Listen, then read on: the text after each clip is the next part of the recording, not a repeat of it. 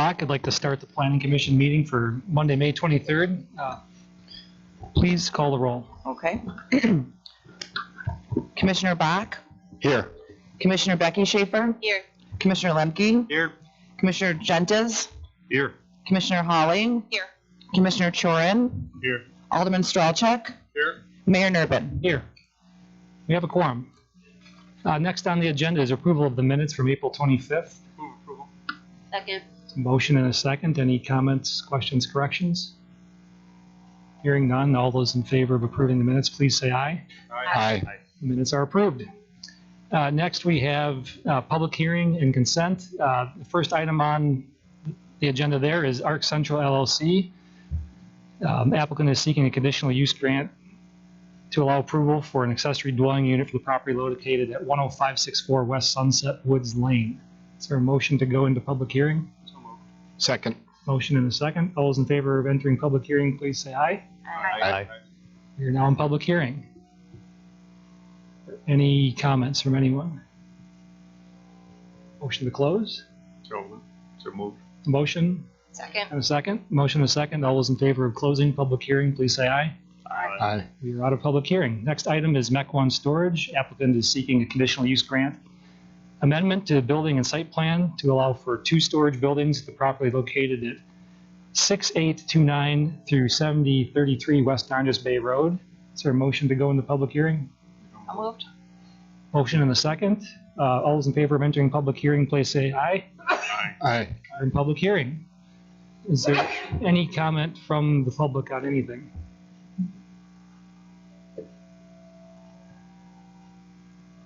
I'll catch it. Okay. Hearing none, is there a motion to close public hearing? So moved. Motion is second. All in favor of exiting public hearing, please say aye. Aye. We are back out of public hearing. There was a late entry for the first item in support from Cassie and Andy Corey for the Arc Central LLC at 10564 West Sunset Woods Lane. They are in support but did not wish to speak. Just wanted that to enter into the record. The next item on the consent agenda is James Schneider for Lewinauer. The applicant is seeking a certified survey map approval for 2-lot land subdivision at 2015 and 2049 West Martin Way and 13804 North Martin Way. Those are the items on the consent agenda. Would we like to take them up together, or would anyone like something removed? I'll make a motion to approve the consent agenda as shown with all 3 items. Second. There's a motion and a second. Is there any discussion? Hearing none, let's call the roll on the consent agenda. Okay. Commissioner Bach? Aye. Commissioner Becky Schaefer? Aye. Commissioner Commissioner Lemke? Aye. Commissioner Gentes? Aye. Commissioner Hawley? Aye. Commissioner Chorin? Aye. Alderman Stralchuk? Aye. Mayor Nurbin? Aye. And I'm going to pause and note that there is someone from Mequon Storage here who may like to speak, unless you're happy with what we just voted on. Yes. Okay. If you weren't, I would reconsider and take it up again, but I didn't want to presume. So all 3 of those items are approved. Congratulations. We will now enter public hearing. The first item on public hearing is Jeremy Wilmot for Cheddarhead Holdings. Applicant is seeking a conditional use grant approval for a fast food restaurant for the property located at 10990 North Port Washington Road for a Jersey Mike's Subs. Could we perhaps get a quick report from Assistant Director Zader? Did you want to do the public hearing first? Oh, sure.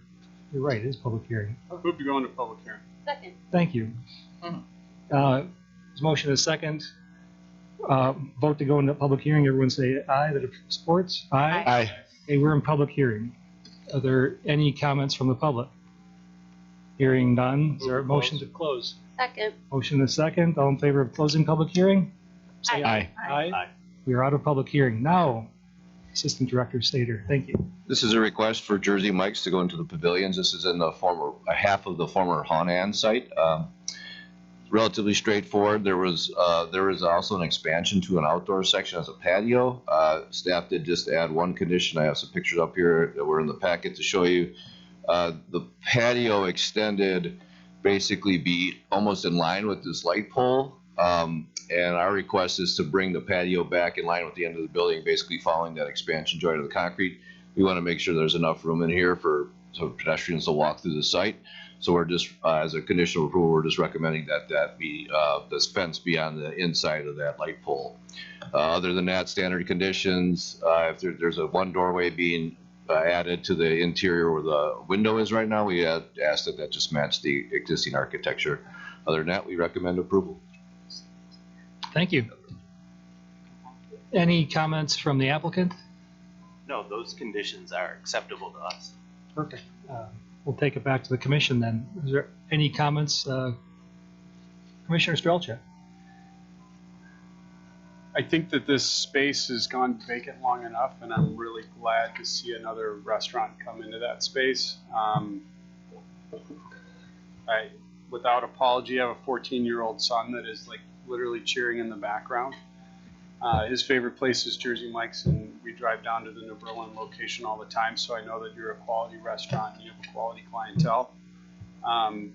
I think the pavilion is a great space for this type of restaurant, so I'm going to make a motion to approve. Second. You get approval pending with staff. Pending all staff recommendations. So there's a motion and a second. Is there any further conversation from the commission? Seeing none, all those in favor, please say aye. Aye. Any opposed? Motion passes. Congratulations. Welcome. Next item on the agenda is Jilly's Car Wash. The applicant is seeking a conditional use grant for a building and site plan approval to allow for a car wash facility for the proposed, or for the property at 10829 North Port Washington Road. Move to go into public hearing. Second. Motion and a second to go into public hearing. All those in favor say aye. Aye. We are now in public hearing, and we do have a number of comment cards, so we'll take them in the order I got them here. First, we have Michael D.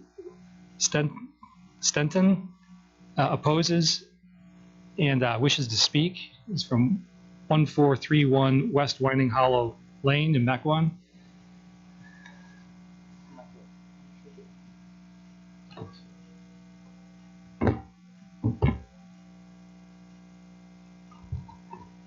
Great, thank you.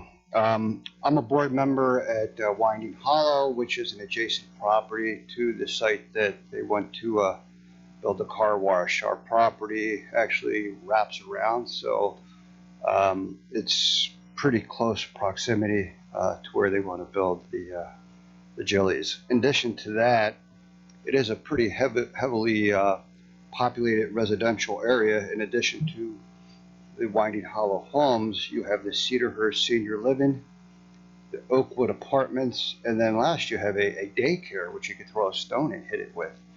So we hear a ton of traffic from 43 on most nights, depending on which way the wind blows. So obviously it wouldn't be favorable to us from a noise perspective. I mean, we've had the credit union move in over there in the new development, and also too, I think they're putting in a restaurant. But the neighbors are very concerned about the noise. The decibel limit of 70 is not acceptable to us. It's higher than other communities and residential areas. I think the Brookfield has a limit of 45 to 55 on their decibel. Loud music has been a problem at the Glendale location. In fact, they actually put up a sign there. And, you know, we feel that especially in this day and age, trying to enforce laws and lack of respect for laws in society in general, I don't know how you would enforce such a noise complaint time and time again, especially with youth. So that's a concern for the residents as well. Proposed hours are from 7 to 8 p.m. That's pretty early and pretty late. And again, in the daytime, if you have children napping, I don't know how they would nap with the noise, quite frankly. So we would oppose the noise.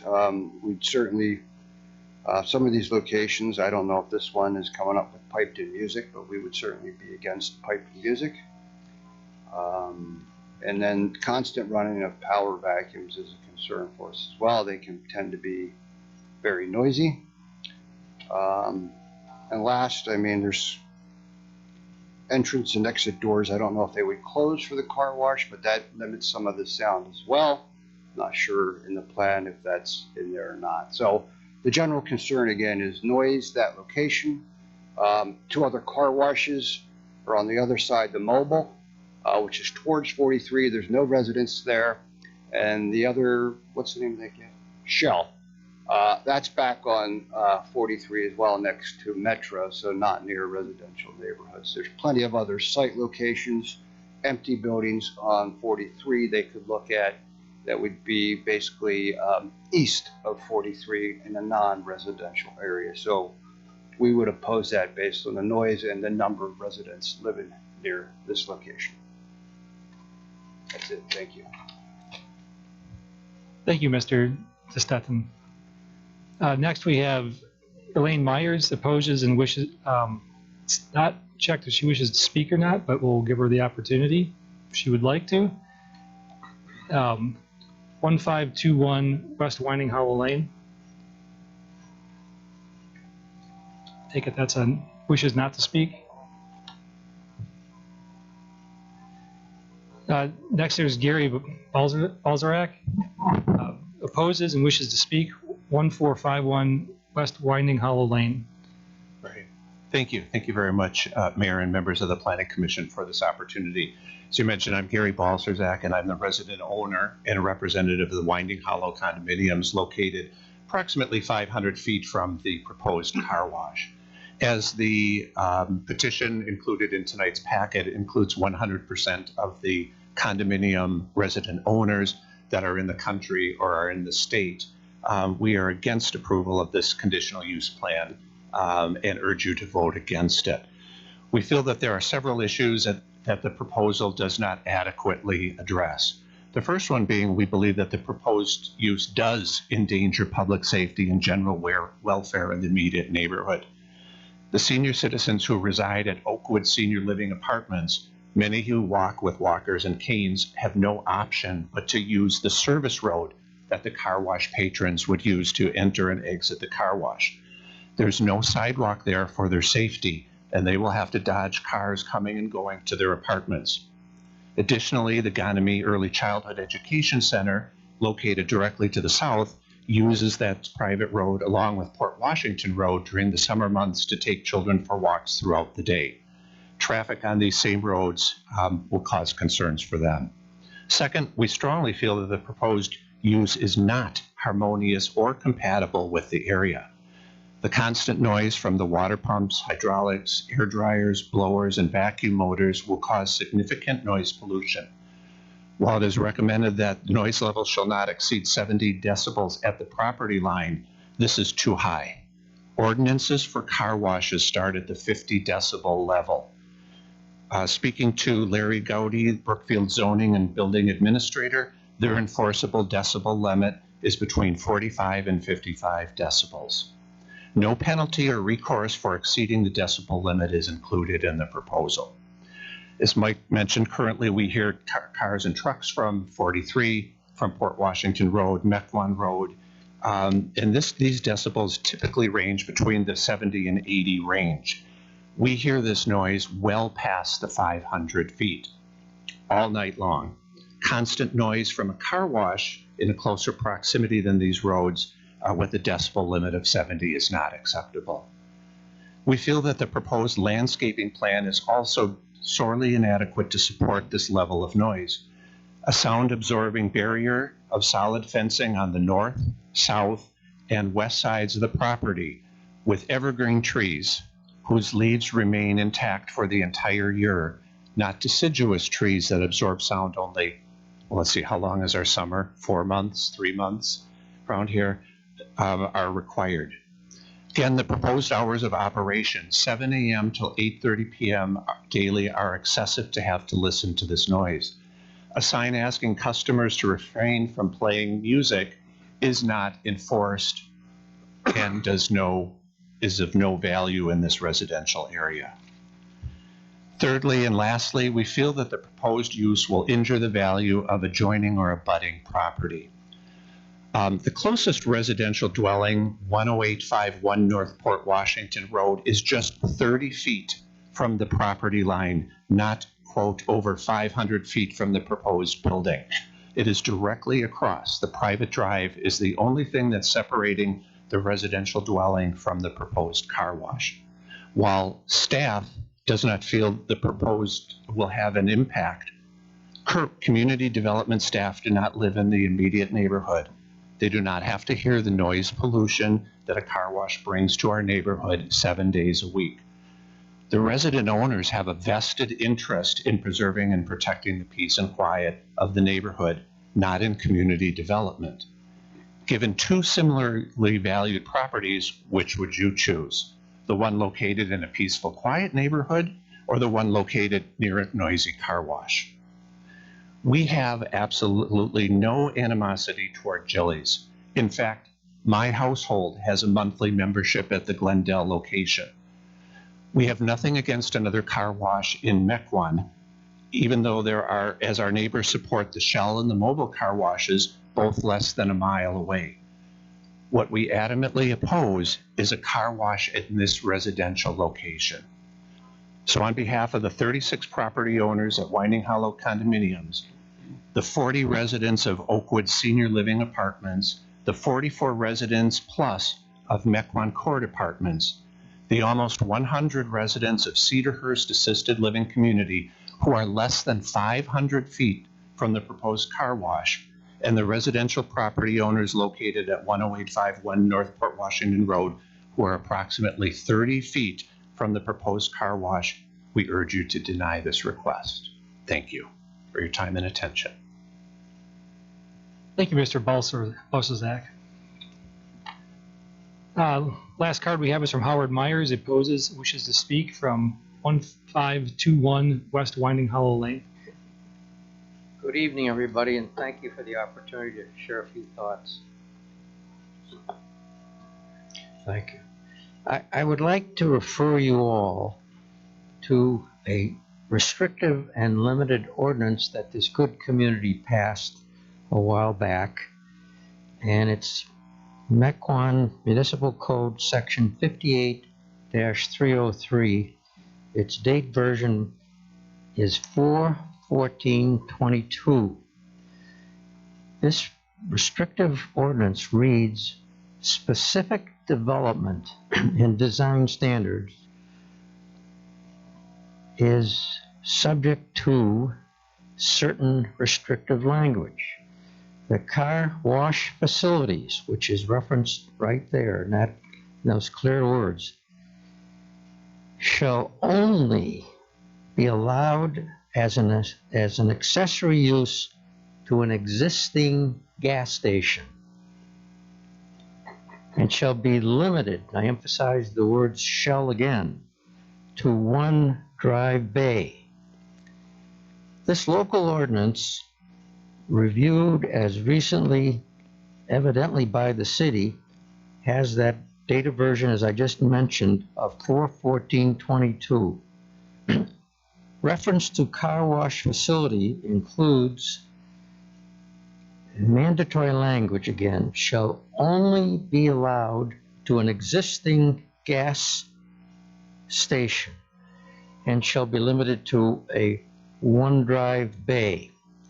These two mandatory concepts are included in this ordinance with specific reference, again, to car wash facilities, and the language utilized is mandatory, not permissive or discretionary.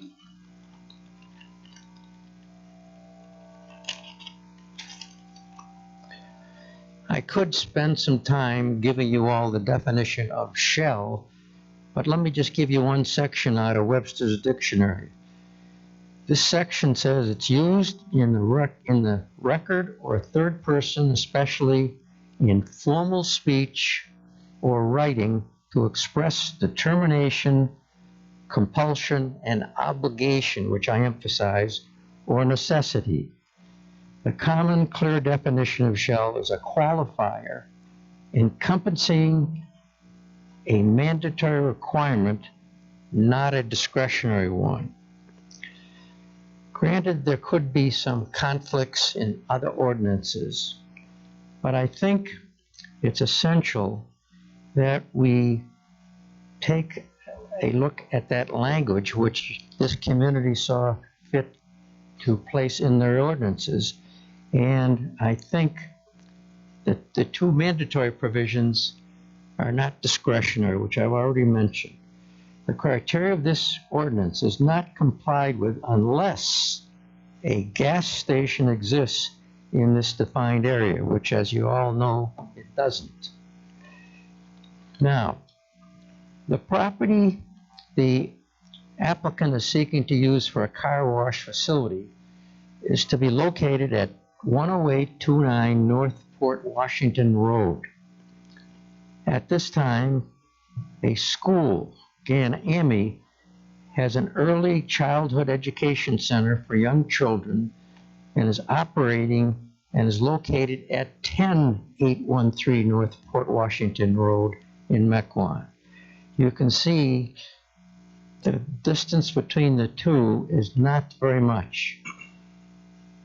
The proposed request evidences a closeness and proximity to an existing school, as I just mentioned, and this raises many concerns and questions for the safety of young children, teachers, and adults. In fact, the requested property in question would be adjacent to just north of the school for young children, teachers, and adults. The requested property for the car wash is really in a residential living area. We mentioned a few of the areas, but let me just repeat the areas that constitute residential living. West Winding Hollow Lane, as we've already mentioned, a 24-unit condominium community. Number 2, Cedarhurst, which has 87 units. Oakwood Apartments is composed of 40 units, and Mequon Court Apartments have 44 units, and there's an individual private home in that area, which is very close to the area in question. You know, the owners in Winding Hollow raised some other factors.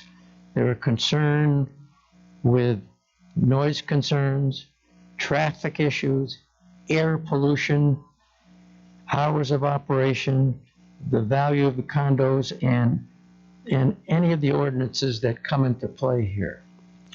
In short, I will make my thoughts brief, but I want to just conclude with this, that the proposed use should be harmonious and compatible with the area in which it is situated. The area in dispute for a car wash operation is surrounded by condos, apartments, a school, and a senior living facility. As was already stated, we have no objection to a car wash facility, but only in an appropriate location and not close to the residential areas where the dispute is taking place. And I think it's essential that we do a little balancing act on both sides' interests, and also an interest in having a review of all of the necessary ordinances that exist in this good community. And I think a balance would indicate that another location would serve a more beneficial purpose for everybody. And I can only repeat what Gary said and Mike said, that our neighbors, we live in a very quiet neighborhood. We don't need any more noise, and I'm not disparaging at all this car wash operation. I know it's a good one. But I think that is something that we hope you'll consider and allow us to maybe have the opportunity to consider maybe some other location, and then maybe there may be some support gathered. Thank you very much. Thank you, Mr. Myers. Is there anyone else who wishes to speak that didn't register?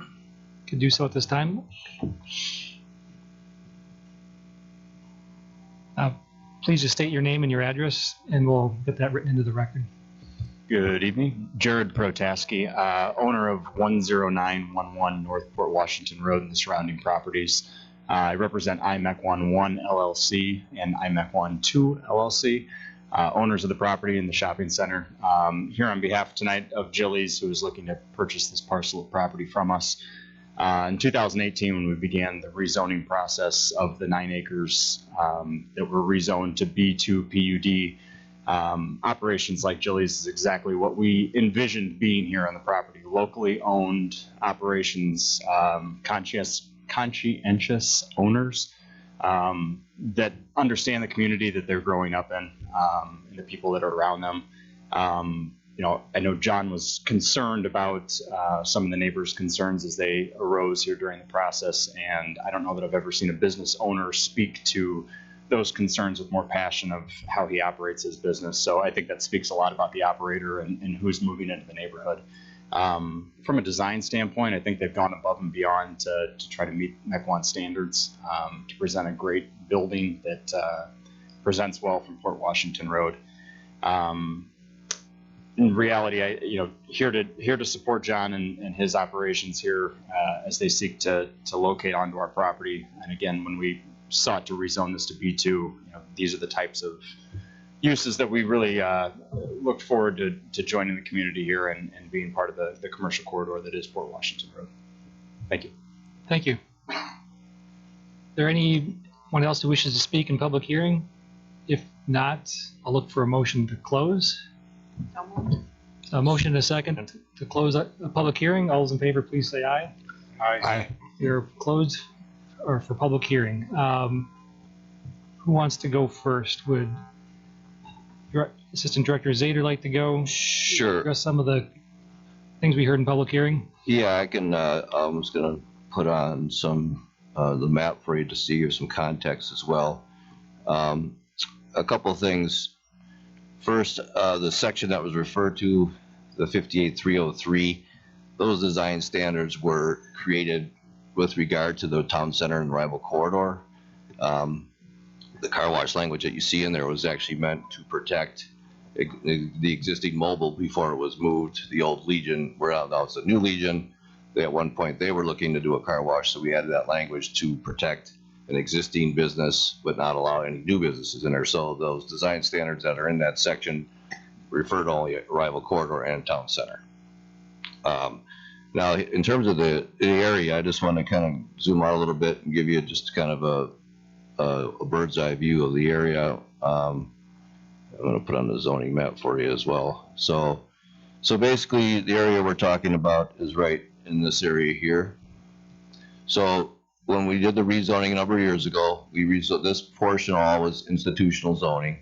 We rezoned this section to B2 with the PUD. At the time, we did limit this back portion, and I'm going to turn the zoning off again now. So we did limit this back parcel, which is located in the back here, to certain uses. We wouldn't allow restaurants or other high volume retail because of the closeness to the Winding Hollow property. But the properties in the front at the time of the rezoning, we made it clear to the Planning Commission and to the council that they would be allowed any right uses under the B2 under permitted or conditional. So that's where the car wash falls in. And then when you look at the zoning map, again, we use a buffer technique here that basically the B2 is buffered by the IPS, which is then buffered by the R6, which is our 2-family, and then our single family down in here. I don't think any of you were here at the time when Winding Hollow was approved, but if you were, the number of the residents here did not want to see 2 units up here because they wanted single family, and at the time we explained the 2-family is a buffer to the commercial corridor to the north and to the west, And so this is just following, typical land use patterns of now having a institutional buffer and then a buffer to the commercial area in the front along Port Washington Road. So that's a little bit more in terms of the background. In terms of the specifics, I'll zoom into the site itself. The one gentleman did reference there is a house. I don't know if it's operated as is currently used as a house, but there is a parcel back in here that is single family, but it is zoned IPS. It is an institutionally zoned parcel, which I assume at one point will turn over into some sort of institutional use, but currently I believe it is still a house. I don't know if it's I don't think it's owner occupied. I think one of the developers that worked on a former project actually purchased that. So, but other than that property, the remaining property is a single, the two families are approximately about 500 feet away. So this is the site itself. I just want to give you some context. It doesn't necessarily show what's around it. The Landmark Credit Union is obviously up in this area here, and this is the private road that serves the site as well as the development to the rear. So with that, I'm going to go back to the packet. So this is probably the best view on the screen of the development. This is the landscape plan, but it does show a lot of the details. So basically, you have the building, and we worked with the applicant on at least 4 or 5 iterations of this plan, and we tried to get the building pushed forward as close as we could to Port Washington Road. We worked on, trying to get the placement of all the equipment and everything with regard to the entranceway to the back shielded from view. We feel that this placement, that's probably the best you're going to get on this site. Is a really tough site. It's a small site. This part was part of the PUD, but it really was already pretty much an existing entity on its own because of the bifurcation of the shared driveway. So this does comply with all the district regulations other than the open space ratio and the minimum lot area and width, which were all accounted for through the PUD process. Overall, the whole entire development has to meet the 40% open space ratio. This parcel itself is about 36.6, but when you add up all the other parcels, we still have that parcel to the back that's vacant. They'll well exceed the 40% for the entire development. So we're not too concerned about that. It does meet all the other requirements. There was a lot of questions and discussions about noise. I did have our code enforcement officer go out over the last few days, take sound readings in the area. The ambient noise level at this property right now falls anywhere between 62 and 100 decibels, depending on traffic. The quietest it gets is like when there's no traffic down Port Road, it's still around 62. When there's, you can get semis on I-43 braking, you can get that up to about 100. So the 50 decibel for the car wash would be very difficult to even measure out there because the ambient noise is so much higher. The 70 is what we required for the Quick Trip gas station. And I think you could go down maybe 65, but anything lower than that, I think you're running into issues with just ambient noise being louder than what this car wash is going to provide. I know the owner, I did talk to him about the list that was in the packet with regard to some of the other changes, and I know he's willing to address a number of those issues and go over them with you, so we'll wait on that until I'll let him speak, and then we can talk about some of these issues specifically. Other than that, in terms of the site plan, we've worked on everything. I have samples up here for the colored brick and block if you want to see those. I do have some window treatments that I wanted to show you a little bit that were omitted from the packet. They're using a spandrel glass treatment. I did share this with one of the architects. So this is the bird's eye view facing the building. This is the north side of the building. So these areas here will have a spandrel glass treatment basically, and the transoms above, and then everything else will be clear. And so I just want to give you a perspective because this was I apologize, this was supposed to be in the packet, it wasn't. But this is kind of what that would look like nighttime view. It's really hard to see, but you can see the lower panels. This kind of looks a little bit frosted, and then the upper panel you can actually see through. But in the daytime, it's almost non-discernible, and at nighttime you'll see a little bit of a change. But the areas that are being shown on the glass will not be illuminated at night, so you really won't really see that even shining through at that point. So I just want to give you a little perspective on that because it was not in the packet. Other than that, we made some recommendations. There was a comment about landscaping. We did ask them to address the southern property line buffer with some landscaping. The lighting plan, there was a couple of things in there we recommended. They've already actually sent me some updated plans that addresses those issues. The hours of operation somebody brought up, those are pretty consistent with what's in that area right now. I mean, permitted uses are allowed to be open almost 24 hours if they choose to be. We do have conditional uses and other conditional uses in the area, but none of them are restricted to the point where they're done by 6 p.m. or 4 p.m. on weekends. So that would be awfully a restrictive requirement for this type of use. Other than that, I guess I'll let the applicant speak, and then we can address any questions or comments that the commissioners have. Thank you. And with that, let's kick it over to the applicant. Thanks. My name's John Zimmerman. I'm the president of Jilly's Car Wash. My wife Jill, who the business is named after. We live in the North Shore. We've lived in the North Shore for over 20 years, and we come in peace.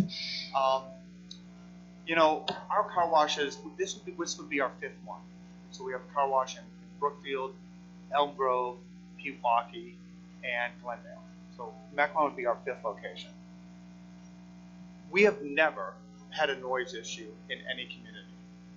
And I'm going to address the sign that's talked about at the Glendale location. But we have had zero noise issues.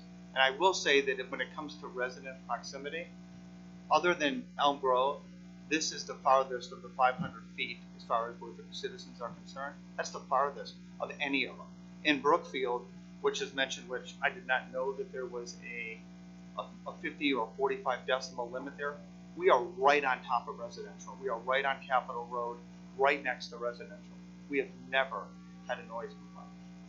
The only noise complaint we've ever had was an email from Glendale sent to me saying that a customer who was waiting in line was blasting their music while waiting in line. What can we do about it? That's the reason you want Jilly's Car Wash in Mequon, because Jill and I live in the community.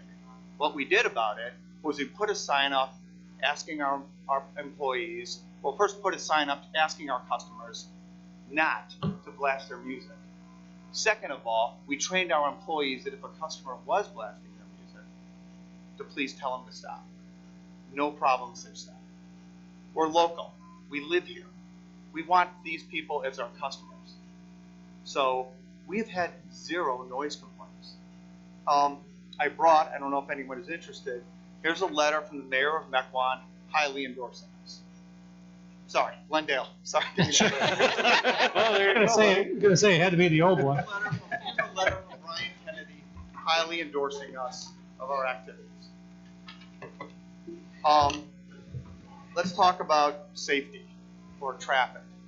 We are not a Chick-fil-A. Let me make that very clear. I think car washes get a bad rap. And the reason for that is 5 days a year when it snows and it's sunny and everyone wants to get their car washed, we are busy. But if you look at a location like this, in order to be successful, I need to average about 26 cars an hour. So that would be a very successful operation at this location. Our traffic is very, very manageable year-round. 5 days a year, everyone wants to get their car washed. Probably no different than what Stein's Garden across the street sees come Memorial Day. It's a zoo, right? Most of the year, everything moves through. I also have a letter here from the JCC. They have no issues with us moving in next door. Mark, the president, was in full support of us coming in. As far as the ambient music that we play, I have no issues not playing at this location. If that's an issue, I have none. But let me explain why we do it. We do it because what I found was people played their own music. So when I played music, right, it kind of discouraged them from playing their own music. So if the commission is going to ask us not to play our piped-in music, because with the piped-in music, we put up a ton of little speakers so we can play it softly, so we can meet the noise requirements in the area. No issues. We don't need the music. Customers do like it, but if you find it, if it makes the community feel more comfortable, I have zero issues doing it. I just think it's in everyone's best interest for us to do it.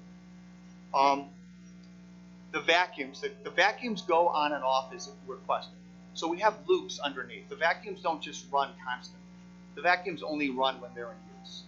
So that concern is something that we already meet. The doors opening and closing, I don't think that the noise inside the building is nothing. I mean, my employees working there, we don't wear headsets. A lot of employees listen to their own music, but the noise that's inside the building is encapsulated in that building. I have no problem opening and closing the doors in between cars, except in the summertime. In the summertime, that would create a very unsafe working condition for my employees when it's so hot to think that they're going to be able to operate with those doors down. In the wintertime, those doors always go up and down between cars for the comfort of the employees. But, you know, we have no problem meeting the 70 decibel level at our property line. We had planned that. So we had planned that when we came to this location that we were going to do a completely different drying system. So we are either going to use a different drying system or we're going to build the exit of the tunnel differently, because that's the loudest part really of what we bring to the table is the exit. So we have options, we just haven't decided which one we were going to take yet. But even with my current environment, we can meet your 70 decibel requirement. We want to come to Mequon. I think we are, you know, I can say that of all the locations I've had, I have never received as many emails as I have from Mequon community members when I opened up Glendale asking us to come to Mequon. That's why we're here. We had a lot of choices for where we were going next. We're privately funded. It's just my wife and I. So we can't build 10 of these at a time. We live in Whitefish Bay. We like to be close to home. And we had so much outreach from your community. That's why we chose to come here. We're building a building that looks like it's 2 stories, not because we want to, but we felt that was a beautiful looking building that was 2 stories, that would look like an office building and would fit in well to the community. Anything I'm missing here? Chris is the architect on the project from Brian Hill. Thanks, John. Just one real quick clarification on the glass. Thank you for explaining that, Jack. So we're not proposing spandrel, we're proposing a satin etch finish. So it's still translucent and it lets, as Jack mentioned, light in and out. Whereas a typical spandrel glass will have like a back of paint on it. It's completely opaque. I brought along a couple small samples. So this is this clear glass, and this is a satin etch. It's basically a clear glass with a frit on the surface 3, which when it's a double pane. So at night it looks like it's glowing glass. During the day it looks like normal glass. It's just it obscures the view into what will be a mechanical space on that north side of the building. Right, thank you. Take it back to the commission here. Commissioner Bach. Jack, did the owners meet with the neighbors in your deliberations, or did they listen to them and make concessions? Were there any discussions, or was this just between you and the applicant? Well, we got the information from the neighborhood, the 8 points, shortly before the meeting, so there wasn't a time, I don't think, for the neighbors and the applicants to meet. I just spoke with them today in the morning to go over the conditions to see if he had any questions or concerns, or how he felt about some of them, and I think we've addressed the issue of the constant running of the power vacuums and the piped-in music in the door entranceway, things like that. So again, I think the difficult thing is the hours of operation. I think that what they're requesting is pretty restrictive for this area, and I think the 50 decibels is very difficult. I didn't find the Brookfield one. I actually found City of Los Angeles requires 50 decibels when it's adjacent to a single-family home, but there was actually a sound study done on one of their stations in Sherman Oaks, and they had the same issue where they couldn't even get readings because the ambient noise in the area was well above 50. So I just think that's too low. Again, and just so for my reference, we've allowed 65 decibels for like generators, things like that at the property line for other developments. And then we do have a speaker requirement after 9 p.m. for the fast foods. That's in the 30 decibel range, but that's at the property line as well. So, and that was meant for like the Arby's and the Taco Bell, where you had adjacent residential, you didn't want the speaker volume cranked, but that only kicks in like after a certain time frame. So those were the issues we really talked about. I don't think there was time for a dialogue between the owners and the residents to have a deep discussion about these items specifically. Thank you. Mr. Chorin. Explain to me how the vac system, is that within the building or outside the building, or where are they? The vacs are outside, right? So we have a central vac unit that supplies vacuums so that there's vacuums Right. on both sides of your vehicle. So the vacuums are outside, so you pull into a stall. The vacuums are free when you buy a car wash. So once you exit the car wash, you come around into that area? In this design, you can either exit and leave, or you can go vacuum your vehicle. Okay.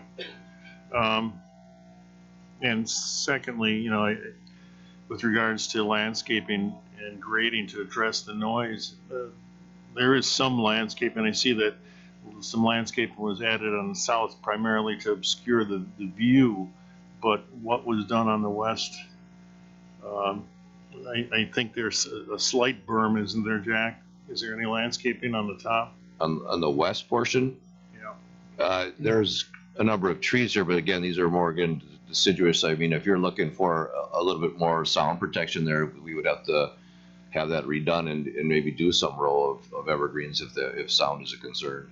I think that would be a better approach than a fence. Would Gillies be receptive to that? Yeah, landscaping is no issues. Okay. None at all.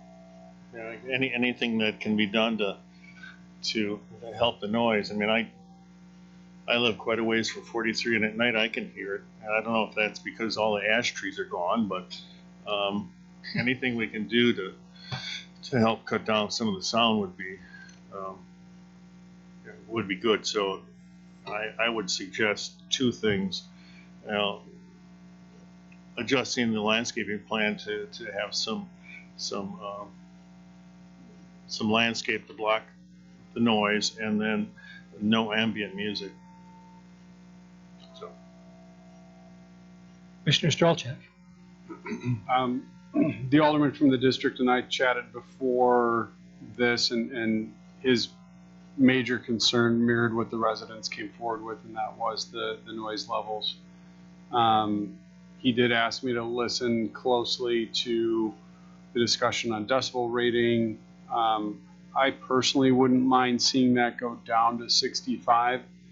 And I wouldn't mind seeing that be a benchmark for the city moving forward. I mirror Commissioner Chorin's statement with the ambient music. I just don't think that residents, if they can hear the music, want to hear the music from an adjoining business throughout the entire hours of operation. I know it's a positive for your customers and it creates an ambiance, and it's something that you do, but I think there's enough residential concern here. No issues. We don't need those. Okay. That's an addressable point. I also mirror the recommendation to put evergreens on the side of the property, again, to mitigate what happens with the sound as it's going to the property line. I think that's going to add not a lot to expense. If anything, it might save you a little bit. I think evergreens are a little more readily available than some of these bigger canopy trees. And then I think that as they grow in, further addresses the residents' concerns moving forward. So I think the building architecture, you did an outstanding job. It was far exceeded my expectations on an architectural design for a car wash within our community, so thank you. Usually I'm on the other end of trying to figure out why somebody's trying to sneak that past and using some comparison to something next door. You haven't done that here, and you should be commended for that within this community and others, so thank you for doing that here today. Beyond that, I'm listening to what everybody has to say. I'm leaning in favor of the business with the conditions and the additional conditions that we've talked about. I'm looking to see what the Planning Commission feels about the 65 decibel level, if there's any truth to that, if that's an achievable level. And then I have one final parting question for staff. as you have decibel ratings at 65 or 70 at the property line, and then as that sound travels about 500 feet, does it typically diminish? And if so, at what ballpark-ish percentage? I know that's a... It's really tough because some of it's dependent on wind and, wind direction. Sometimes if the wind blowing out of the west, it probably diminishes greatly. I did have them take some readings back further into Whiting Hollow just to see what the difference was there. And under ambient, they were around 50 in that area. So Okay. it went down basically from the 65 to 75 at the Port Washington Road to the back part of Whiting Hollow down to like 50. So you're losing, 15, 20 decibels right there. So my guess is the same noise would probably dissipate the same level. But again, there's so many, it's so subjective just depending on all the environmental conditions, the humidity, wind, things like that. But my guess is it would be in that 50 to 55 range. Can I comment on that? Please. So I had my sound, we've done sound studies for every community. We did one for you. And I had my sound expert, Scott Rydell, look into this so at 500 feet, my vacuum operating equipment would be down to 30 decibels. My vacuum customer stations would be 19 decibels. I mean, we're talking nothing. And my car wash exit would be at 42 decibels. Now think about the exit now. That's facing Port Washington Road. I mean, that's not even the direction that people live in. So for all intensive purposes, our sound level is just, no one's going to hear anything because the road is going to knock us out at 500 feet. The Port Washington Road is going to make us, this is where we are located in Glendale, across from a motel. Literally, we share the same lot, no issues from the motel, none. I mean, you don't hear a thing. It was funny when we did that. The motel, the manager of the motel was kidding around with me because they have the old air conditioners in there, and their air conditioners are much louder than we are. So we have no issues. I'm going to jump in because I'm a mechanical engineer during the day. Allegedly. I found a rare opportunity to contribute here. If 70 decibels is about equivalent to cars passing by, as I think we discussed earlier, 50 decibels is about the sound your refrigerator makes in your kitchen. And decibels are log scale, so for every 3 decibels that goes down, it's half the amount of sound energy. So I think those numbers Jack just rattled off is 15 to 20. Each time it goes down by 3, it's half the amount of sound energy. So it dissipates with the square of the distance, so the farther you are away. Twice as far away, you're 4 times quieter in general, unless the wind is blowing the wrong direction.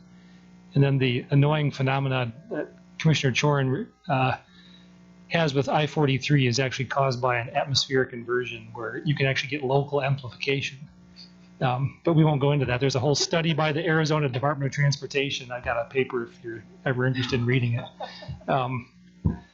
So I think with the 70 decibels, if you make it lower, you won't be able to functionally measure it because what's happening on Port Road is worse. Certainly when they hit the engine brakes on I-43. Although it doesn't sound like you'd have any problems meeting 65, and even if you couldn't, we'd have no way of proving it was you or the passing truck, unfortunately. So that's my spiel on sound.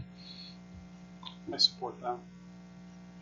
Commissioner Bach. One more question on the, do you have any comparables? I know the Brookfield, Elm Grove, I think they're in kind of a much more, but are there any residential, is it comparable to this and any of those sites? It seems like if I remember, there was a Walgreens in one in Elm Grove and there was more. Elm Grove is 650 feet to the closest resident. Brookfield's 80, because we're right on Capitol. There's residents in our backyard and next to us. Pewaukee is 300 feet. We're next to a Panera across from Menards, but there's a whole community that lives just east of us. A whole huge community. And Glendale is about 300 feet because there's the whole community that lives right behind us. So, except for the one email that I have received regarding the customer playing their music, which can happen anywhere, we have received 0 noise complaints for our operation. Thank you. One more point. So, Commissioner Jensis. Go ahead, I'll let you finish. Sorry about that. Just one quick thing to add. So, as John mentioned before, the loudest part of this entire operation is the exit, which is facing the busy road. In Pewaukee, where we have that just shy of 300 feet, we actually point that exit at condos, and it's not a problem. So, as was discussed, when we measured busy roads like Blue Mound in the past, it's in that 75 to 80 decibel range. So as we've been discussing, that 70 at the perimeter, I think, is probably even going to be hard to measure, especially on the east side.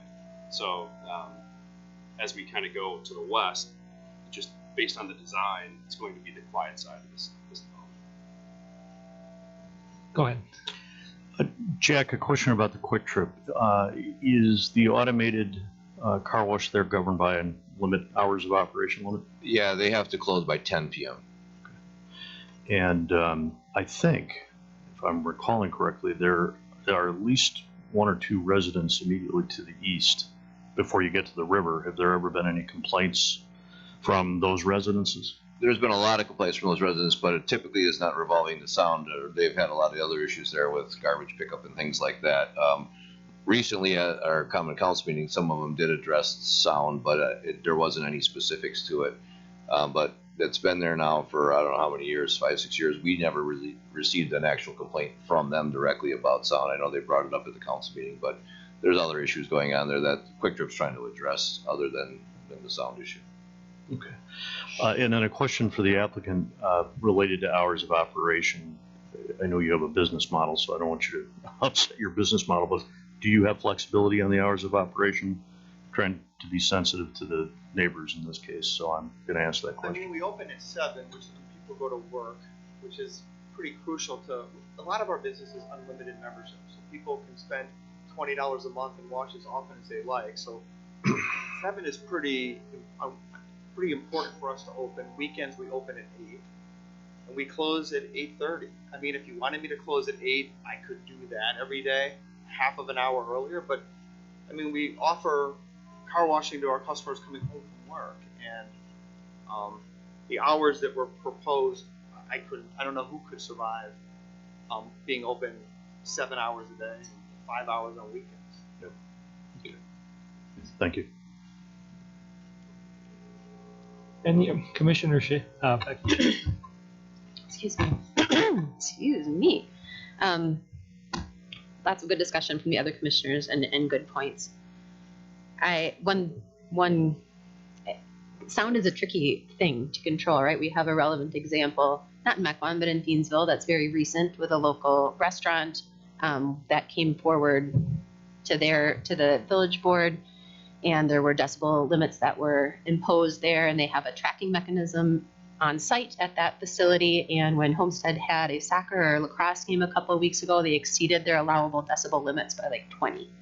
And that is not even in the same community, and they can't control it. So it's a hard thing when there's surrounding sound to kind of pin it down and say, this is all you're going to get in this community. That doesn't mean that you aren't entitled to your peace and your expectation of living in a peaceful community. As is typical for me in my experience, I'm a little torn because I do trust that you come in peace, and it does sound like you're a good local caring business owner. And on the flip side, I also have been in the seats of the residents, and we oftentimes, where these types of issues come up where there's a lot of feedback, it's because there's zoning that butts up against each other where it's a resident and some sort of a business use, like 99 times out of 100, which is what you would expect. So I empathize with the folks that spoke. I commend the gentleman that looked through the code and found that specific code, because when I looked it up, I thought, oh crap, because it's not specific. It's not clear to me if I just pull up that specific code that it only applies to arrival corridor and town center. It just says development and design. So maybe I just missed the wording. So that was an interesting thing for you to find. So well done in doing your research. All of that to say, I'm still a little torn, and I would like to hear if anyone who hasn't spoken has any other considerations. I would be interested in hearing my fellow commissioners. Thanks, Steph. Commissioner Hawley. Sure. I would agree with Becky. So I think when we have a lot of people that come and speak, out of frustration or, in where they're not supportive of a new business coming in, it's usually because of zoning. And if we just look at the zoning, this is permitted. So, you have to realize you are right up against Port Washington Road and something is going to go in there. I don't think this is necessarily going to be super loud. I think they're trying to be good neighbors. I'm in support of the business. Are there any other comments from the commission? I heard a couple of what sounded like amendments along the way. So in preparation for someone maybe making a motion, I'll reiterate them.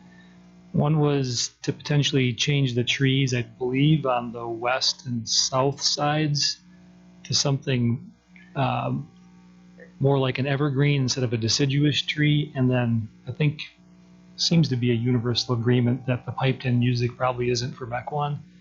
I'm not sure. Do we have it anywhere else? I can't recall. I don't recall. Not where someone's asked for it specifically. Yeah, I don't recall any other user that has them either, but. Um, And the only other thing I know there was a question about changing the decibel levels or not. Maybe you could segregate it a little bit and require a different level at the west property line versus the east property line, because if the door's in the front and the noise is coming from the front, once the building is built, I would think that the west property line would be the most quiet. So that maybe we could say 65 at the west and then 70 at the rest. As an option. I know Alderman Strelchuk was looking for some sort of commentary regarding that. That could be a suggestion. I'll go ahead. Commissioner Lemke. I hadn't spoken yet, so somebody asked. I follow along the lines of this is right next to Port Washington Road. Something's going to go in there. I think the ambient noise is going to be louder than this building's going to add to that. So I'm going to go ahead and make a motion that we approve per staff recommendations with the addition of evergreen trees on the west and no piped-in music. West and south or west? West and south. There's a motion. Is there Second. a second? Okay. Any further discussion? If not, please call the roll. Sorry, public hearing's over. Okay. Commissioner Bach, I'm going to vote no. Commissioner Becky Schaefer. Hi. Commissioner Lemke, Aye. Commissioner Gentis, Aye. Commissioner Hawley, Aye. Commissioner Chorin, Aye. Alderman Strelchuk, Aye. Mayor Nurbin. Aye. Vote passes 7-1. Thank you. Congratulations, Jillies. Thank you. Next on the agenda is Christ Alone Lutheran Church. Applicant is seeking a minor request to allow for a temporary tent for the property located at 10001 North Cedarburg Road. Good Maybe a evening, brief staff. Is Director Tallison going to take this one? I am. All right, go ahead. With the vacancy with Papula's position, I offered to take more, and Jack said I was lucky enough to get this one. Maybe the easy one. So Grace Alone Church is located on Cedarburg Road. The last couple summers, they've been approved for a temporary use permit to allow for some outdoor activity. The types of uses that they're doing there is a vacation Bible camp that happens once in the summer, a soccer camp that also happens once in the summer. They're looking to continue to allow a Sunday service, outdoor service, just once a month. Their location in Thiensville also offers the Sunday service, so members have the option to go to the indoor in Thiensville or the outdoor in Mequon. And then there's an annual church picnic that just happens once in the summer. So the two events that would likely require some overflow parking are the Sunday morning services and the annual church picnic. When staff reviewed the temporary use permit, it essentially asks for a tent, as well as the ability to do some overflow parking. We were comfortable with all aspects of their proposal. We just put a condition on that we didn't want to see the overflow parking occurring in the open space. We do believe that given the limited number of larger events that would have the peak parking, there are some other options that the ownership or the congregation can explore. I did reach out to the police chief to talk about parking on the street. They have not historically, for any user in Mequon, consistently allowed week in and week out parking on the street, so they would not be inclined to do that. But for perhaps, a one-time event, that is something that the applicant can pursue. So the applicant is essentially appealing, and the zoning code gives them the right to appeal that one condition from staff. Otherwise, this would have been approved at an administrative level. To see if the planning commission would support the continuation of overflow parking. The site plan that Jack put up kind of shows that open space area, essentially in this front location. It was our recommendation that the tent be moved into the open space area to free up about 16 stalls here, where that tent would otherwise be located. And we did talk for future seasonal events such as these that may be over the course of this next year. They work with staff to look at some ways that we could create some more efficient parking for them, and perhaps even add some parking in some locations that wouldn't require a huge impact on their site plan. There's probably some areas where we could add a bay or add an extra row of parking without having to do another drive aisle or another driveway access. So that's the suggestion here today, that there's other opportunities for those few time events for the overflow parking and to not impact the open space. That soil where the open or the overflow parking is, if used too often, can get compacted, and it essentially would act as impervious space. And could trigger stormwater management requirements, and then of course the pollutants from the cars can be detrimental to that open space. Thank you. Would the applicant care to respond or make a plea? Yeah, thank you very much, Mr. Mayor and Planning Commission. We appreciate the opportunity here. A couple things just to clarify. I guess some of the recommendation, or one of the recommendations as far as moving the tent to the grass, if it's moved to the left, when it rains, that becomes ankle deep water. So if we have a tent there, it makes it hard to utilize that. We are putting this tent up. We did put it up last year, and we would love to be able to do the same again this year. Due to COVID, we have some members that worship with us just down the street and are not worried about coming inside of a building. We do have some members that would prefer to worship outside, and we put one corner of the sides down. The rest of the tent is wide open so that members can sit outside in the parking lot on the grass and participate. That's for worship services. I did want to clarify as well. This summer we plan 7 outdoor worship services. We do have a soccer camp, as was mentioned. We do plan on having a cornhole or bags league, and then a market, and then a couple of evening concerts as well, or evening music events. Those we don't see necessarily needing overflow parking. Maybe a church service or two. It would be nice if all the church services we had that problem of overflow parking, but being realistic, it's probably going to be 2. The church picnic, we would definitely need that, and then we have another event that would require that. As a good neighbor within this community, we do notify our neighbors up and down Elmdale that we are putting up the tent, and we do welcome them to join us if they wish. And last year we had a very good turnout of neighbors up and down the street and throughout the subdivision there that would join us outside. The other thing I know when I was discussing that with several folks here, the possibility if we were to move the tent where the overflow lawn parking is, we do have elderly folks that would then have to navigate uneven terrain. The other concern I would have is also an eco one as well, that if you have that much activity under a tent, ground will be trampled, and you're not going to have the ability to have rain or sun throughout the summer, so that ground will end up turning into dirt.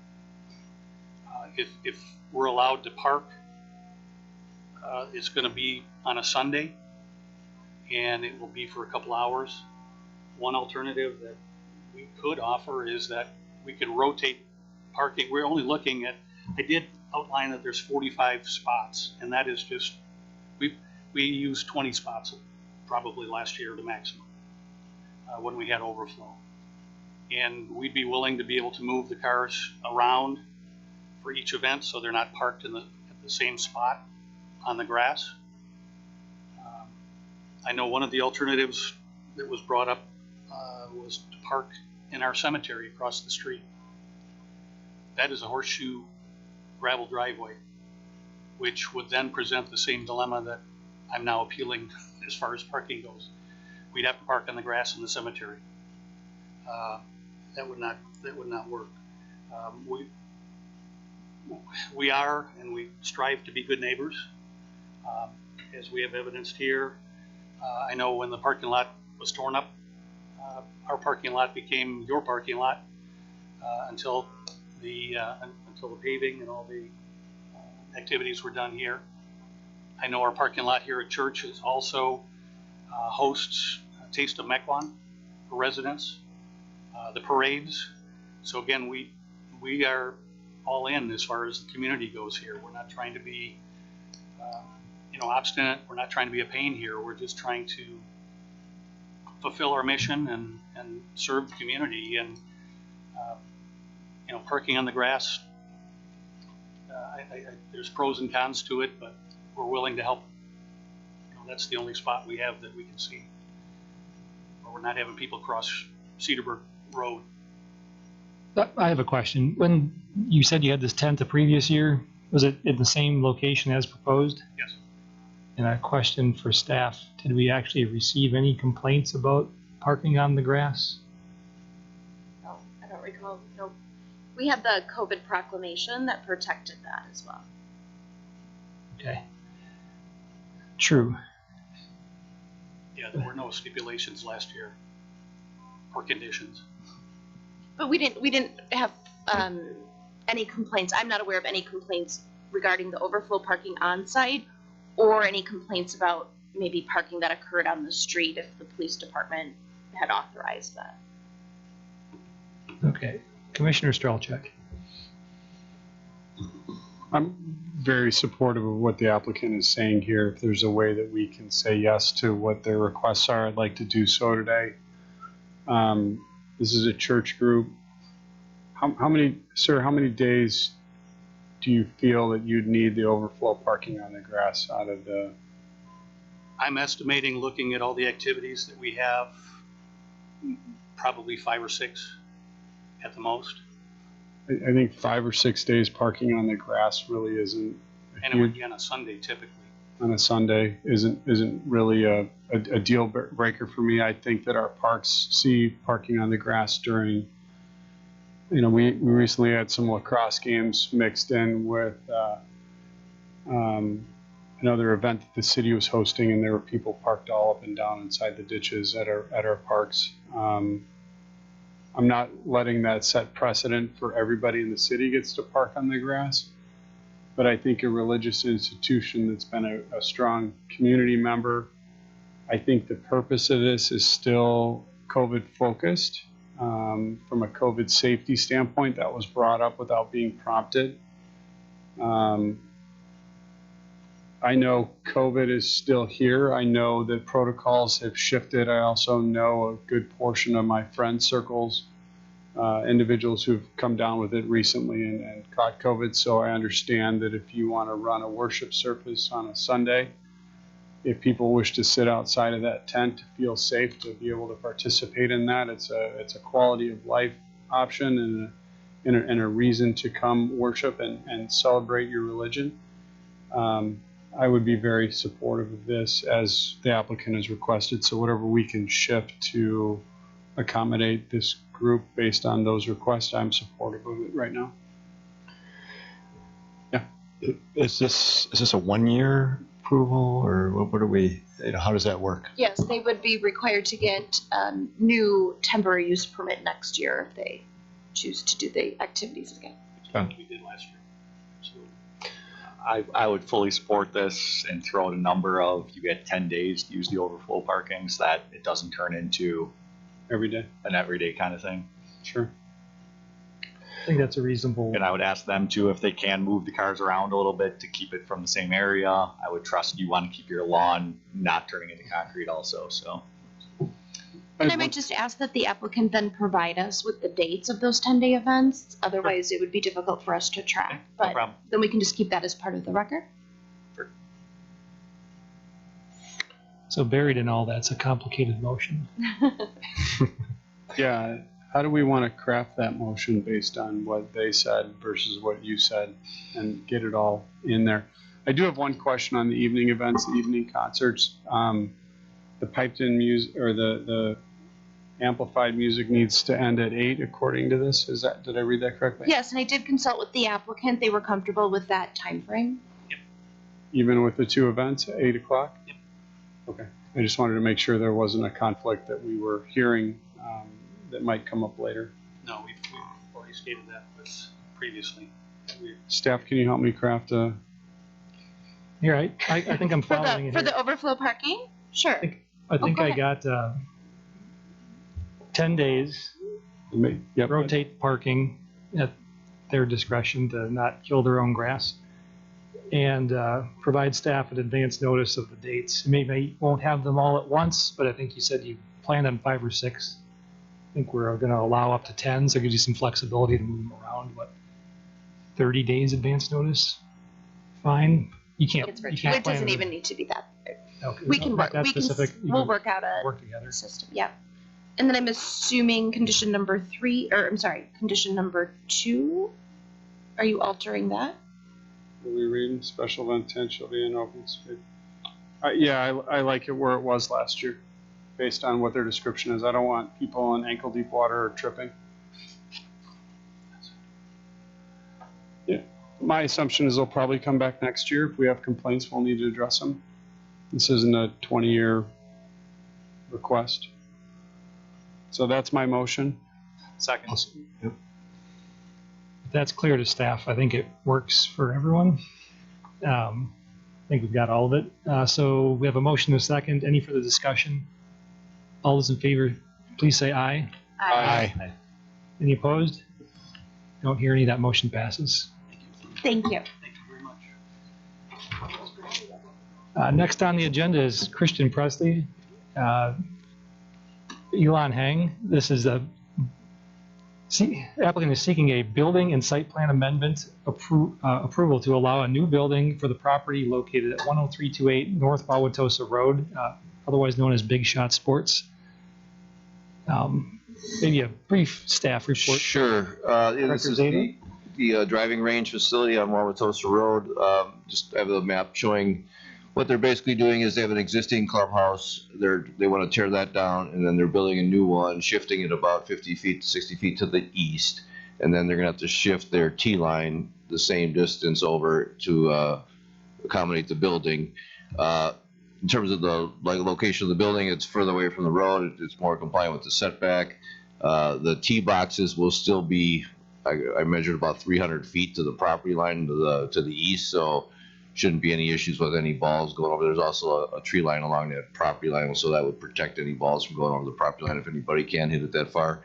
Other than that, the building design itself, we were working on that for a while. I did have some renderings in there for you. I just want to show you this as well, because one of the conditions pertains to the existing. This is the There's also an existing barn on the facility. It's hard to kind of see from here, but it's a red barn now that matches what's out there now, but the current renderings, which I'll bring up, are a little different in terms of the colors and the style.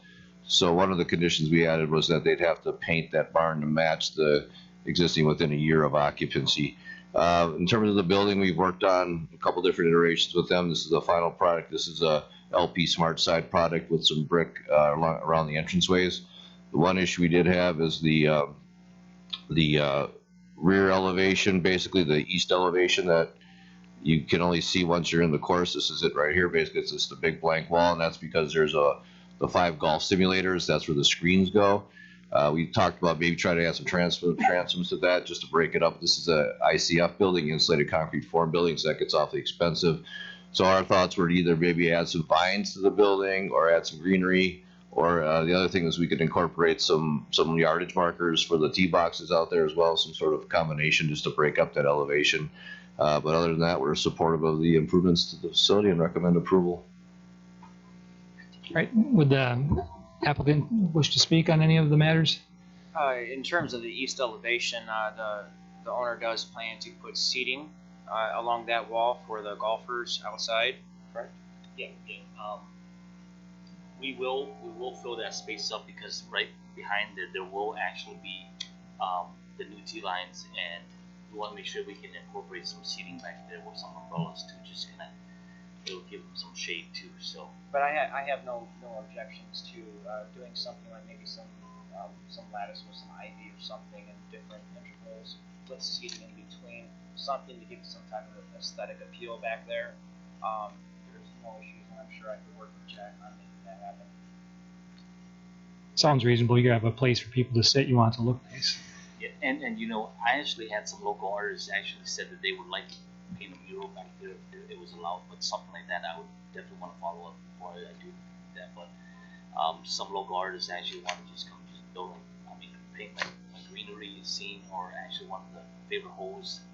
But that's just some ideas that was going on there. So yeah. And he does plan on for the barn, if need be, we can paint it the same color as that building, although they are very drastically different in style. This building is that style due to expenses. Making it as small, the structure is obviously going to be less expensive. ICF used to be very expensive, but considering that everything else has gone through the roof, ICF isn't really that expensive anymore, believe it or not. And given the longevity of the cost for heating and cooling, I really do think ICF is going to be used quite often, quite more than what it has been in the past because of the price, getting narrowed down. That building is going to be next to a mini golf course, and in my eyes, it might look nice to have a red with white trim barn next to a mini golf, feature, a bunch of different little mini golf courses next to it. It kind of might add a little more aesthetic appeal. But, like I said, I'm sure the owner won't have any problems with painting the same color as the clubhouse building, but I think they don't absolutely have to be the same color, because they can kind of be their own entity to a certain degree.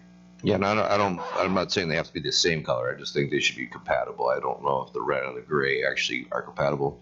And I guess if there is an application in for a mini golf course, we'll review that at the time, and then if they want to incorporate into the theme of the course, we would have to do that. But we would have a condition on there that they would have to do something within a year, one way or another. Commissioner Bach. Any food or drinks served in this, or is this just simulation? So, in this new building, we want to incorporate a small kitchen, and we do serve alcohol, and not liquor, but just alcohol beverages, and sports drink and water. You mean, so not alcohol, but alcohol beverages? Does that mean like beer and wine, or? Wine and beer. Liquor license is separate than it. Right. Yep. We have a beer license, but not a liquor license. Got it. Yeah. Commissioner Strelchak. Jack, I'm sorry to disagree with you on the second item in a row. I don't mind a red barn anywhere within the city of Mequon, period. That's a pretty strong blanket statement for me. We grew up with red barns. We had a couple yellow ones. But I want to say, 80 to 90% of the barns were red back in the day. So I think being in the graphics industry, for many years, I know red does go with charcoal gray and white, so red and white would go. If this statement was to address maybe a paint peeling or a poor condition, I would support, a paint job on the red, so it's a fresh coat of red to go with the architecture here, but I'm fine with the color. I'm not loving the architecture. I'll be completely honest with you there. I think it's really kind of plain and understated. I would like to see a little bit more from this. I understand that you're a driving range, but you're adding different things and different features with the golf simulations and a somewhat sizable building. I'd prefer to see that architecture have some breakup on the outside, really more of an entrance feature that's a little bit different. I'm not looking to take your expenses out of whack, but I was thinking about putting some lattice and ivy on the front as well too. That would help break it up as well. I'm not thinking ivy in sense and lattice. I'm thinking more definition to the architecture, just different kind of, I'm not an architect. Breaking up the straight lines a little bit. Someone who is right next to you. Yeah, and I'm waiting for him to chime in. I saw him move his hand, but I'm waiting for the rest of it to follow. It's kind of funny because he's saying exactly what I was going to say. Oh, when I then you finish technically. When I Tagger it. When I think of a barn, I think of a red structure. So I have no problem with the barn being red. And frankly, the building is rather plain, kind of like I don't want to be insulting. And I just wonder if there can be different, you've added some brickwork, I believe, right, to kind of break up the siding, but it's all in one plane. And the canopy doesn't do much for me. So I don't know how we would go forward with this. I mean, I'd like to work with them a little bit on the looks of the building. But it's tricky with the golf simulators, right? Because you have to have, everything has to be enclosed, and you have to do something kind of on the outside because you've got to have, when you're putting all that technology in there, it's tricky with as far as windows and everything. So you'd have to use your creativity and put something on the outside that would make it nicer. With the battle between form and function is definitely overpowering form. Well, right. But right. It's. I mean, it looks a little brutal. I understand that. It's geared with price in mind, also with the function more so than form. We could change the gable roofs. I mean, it's I think that it's the minimalist look. Maybe adding some more on the front to break up the appearance on the front, I think would be a fair middle ground. Maybe the larger structure in back to have that be more brick on the front facade, the rear section, that would help to break it up as well too. The flat roof, that is part of the ICF system, so I'm trying to build something for him that 10 years down the road he's saving money on versus others. I mean Yeah, I mean, we did have a couple conversations, kind of the same line you guys did. I think where we kind of thought maybe we didn't want to be overly too assertive is that this is a relatively small building, so it's tough to make it. I think what your vision is without making it more massive, and I think that's where we struggled a little bit as well.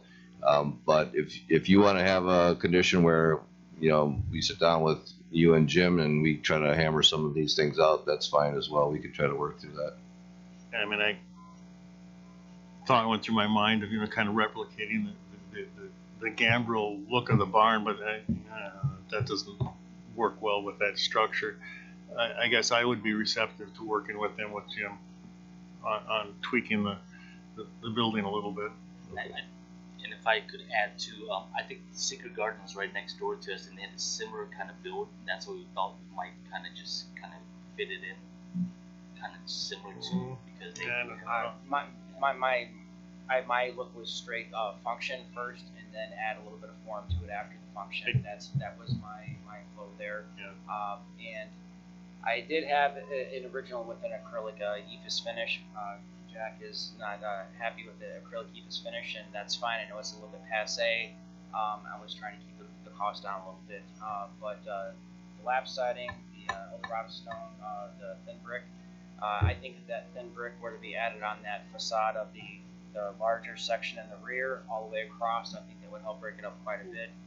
It is a flat roof building, and I understand my thoughts as well too. Well, maybe the entranceway, I could put a gable on the entryway, help break it up a little bit. That's a possibility. Maybe it's as simple as that, working with that canopy. Yeah. That becomes a little bit more of an architectural feature that would, make us a little bit more comfortable. I frankly don't have any issue with the east wall being blank. Nobody sees it. They're going to be sitting up against it. So maybe we work with staff on the canopy.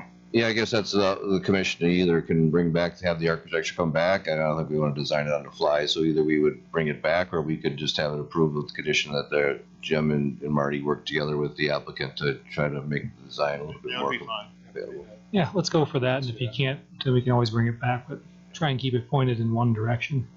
I agree on the barn, by the way. I like red barns, but sorry. Okay. Should we put a big smiley face on it? we can stop short of the smiley face, but only if it incorporates into the mini golf and you have to hit it into the smile somewhere. That was my thought exactly. Red barn next to a mini golf course, windmills, and all sorts of stuff. It's just going to fit. So I'd make a motion for approval, allowing for red barn and with conditions that the applicant works with staff and the two architects on the commission to come up with a design. If an agreement can't be made, that at that point would come back to planning commission for review. Second. But I'm pretty comfortable that that'll happen. So we got a motion and a second. Is there any further comment? Commissioner Schaefer?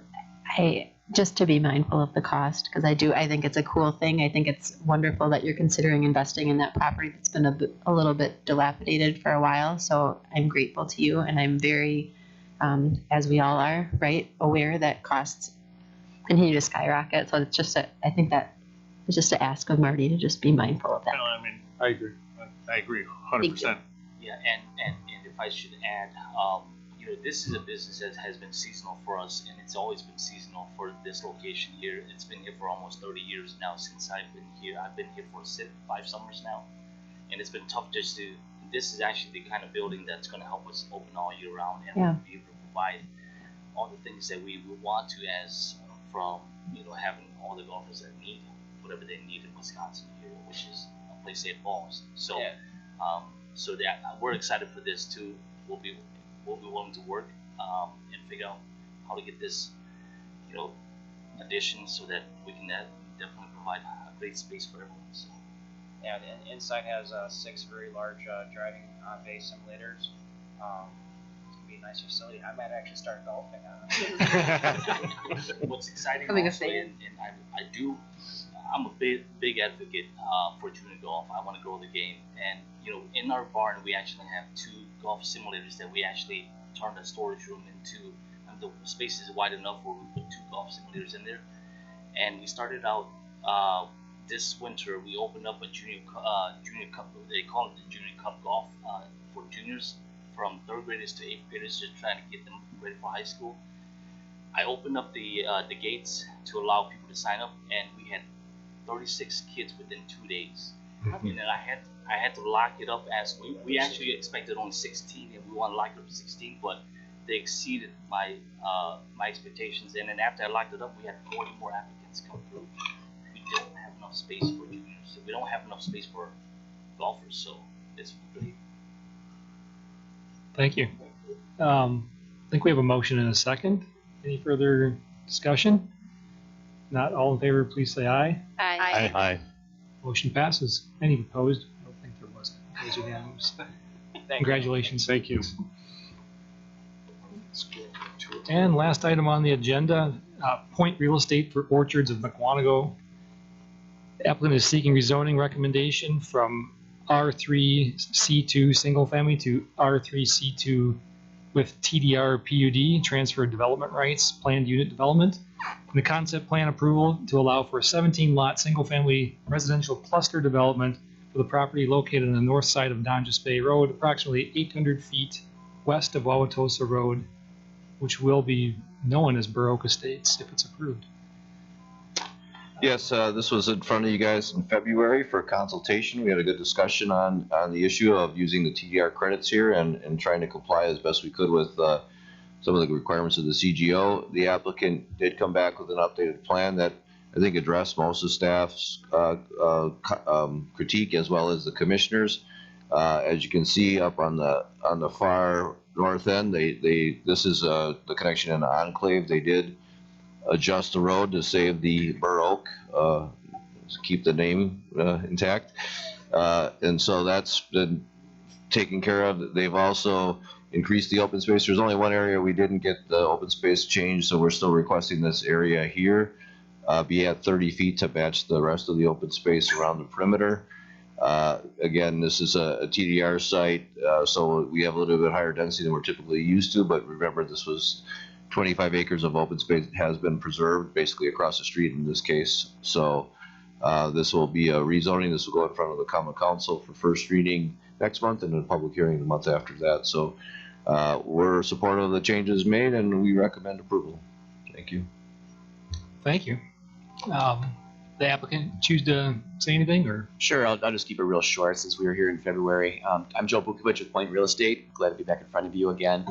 The one area that Jack pointed out behind lots 2 and 3, we kept that at 20 feet of open space just because they abut a property owned by Wisconsin Gas that's used as a metering location for their high pressure gas main. We thought the area would be better utilized in the lots. Just want to point that out to you. And then there was one other item that was brought up in the staff report about looping water main. And I was able, from our southeast property line to Wauwatosa, and I was able to talk to engineering this afternoon, and we were able to work it out that we'll construct it, and the water utility will pay us back. So we're acceptable with that. Okay, thanks. Any questions, comments from the commission? No one wants to. Just a quick Commissioner Strelchak. I'll be very quick. I understand the purpose of the TDR credits and I support it. As we entertain as a city TDR credits moving forward, I'd like to establish in the TDR transfer a ratio of X percent within the development. I struggle with the smaller sites adding 5. I did before. I think the applicant made concessions that the city has asked for. I think they made this work. I think that these TDR credits have been floating out there for a while, and this is the appropriate receiving site for it. So I am voting in favor of it. But I've seen a struggle on Common Council, and I've struggled personally a little bit with some of the smaller sites receiving the TDRs versus maybe an 80 lot or a 50 lot parcel absorbing 5. It doesn't feel like much, but these smaller sites it does. So just a statement of requests as we entertain these moving forward, that we consider a ratio for TDR transfers to be permissive, but keep that percentage smaller. Yeah, we will keep that in mind. I'm reluctant to think that we're going to have another TDR project anytime soon because I think the difficulty with the only one we've done is the ability to use these credits somewhere. It's always been, no matter if you recall, the developer on Riverlight Estates tried to use some, and that was a 60 acre, 5 acre yield development, and the neighbors didn't want it there. Enclave did use several of them to the north here, but then the neighbors were objecting to the extra densities there as well. So yeah, if we ever use TDR credits again, we'll definitely look at some part of the ratio, but I just don't know if the market's in that position right now. So I have a question. How many are left, assuming we use the 5? I think they're down to 1, right? There's one left. TDR credit left. I think and when Mr. we Alpha cash our last chip, I think we probably should have an overall discussion on it, because it's been more difficult, I think, than was originally anticipated to use them. We're happy to take them. Yes, we were happy to take them all. I think at least twice on open record, I've referred to them as magic beans. We want the magic beans, but we don't want to ever use them. So when we exhaust that last one, we should have a discussion on what we want that to look like going forward. And Yeah. do we want a policy? Do we want to get rid of the policy? Or we want to, modify yeah, it, the policy that was probably 2004 or 3 when that policy was put in place. So I think majority of the councils knew at that point. So there was never really a discussion with the current body on how that policy should actually function. I don't think it was predates me in terms of being here, but I did review some of the minutes, and there was a big discussion on to actually have receiving sites identified or not, and they went with the market, and I think that was part of the issue, is that it just was kind of left open, and neighbors always have an issue with having an additional density next to them. I mean, maybe since we only have one left, we don't have to wait to have that discussion. And not immediately, but sometime later in the year when we can work it into the work plan. I think it's a worthwhile discussion. It's almost been 20 years, it sounds like, since it was created. So yeah, and I certainly many new people are there.